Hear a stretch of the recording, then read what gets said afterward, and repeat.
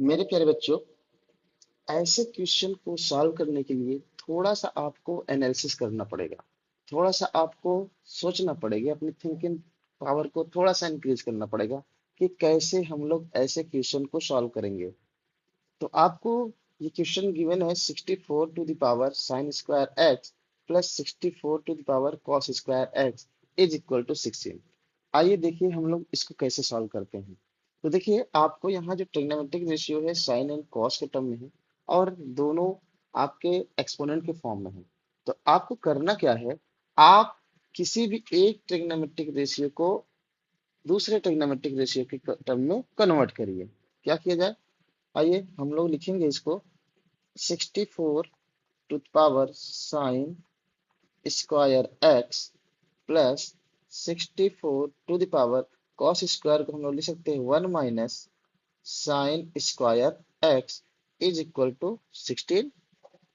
अब आप क्या करिए, इसको पावर के फॉर्म में ब्रेक करिए तो आपको मिल जाएगा 64 साइन स्क्वायर एक्स प्लस ये मिल जाएगा आपको 64 divide by 64 to the power sine square X equal to 16।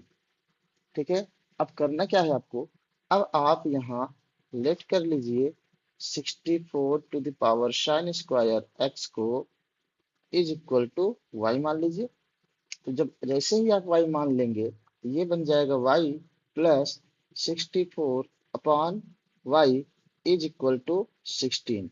और एलसीएम लेंगे तो आपको मिल जाएगा Y square plus 64 is equal to 16 Y.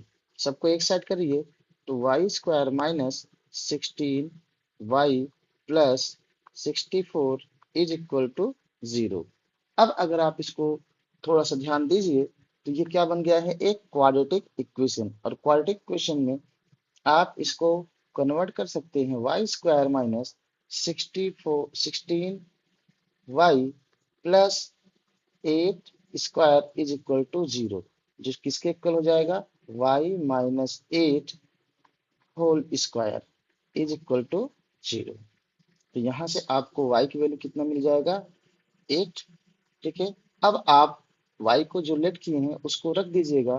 ठीक है, तो y आपने क्या लेट किया हुआ है, y आपने लेट किया हुआ है 64 to the power sine square x equal to 8। अब यहाँ 8 टू द पावर 1 है, यहाँ 64 to the power sine square X है। अब हम लोग बेस को अगर सेम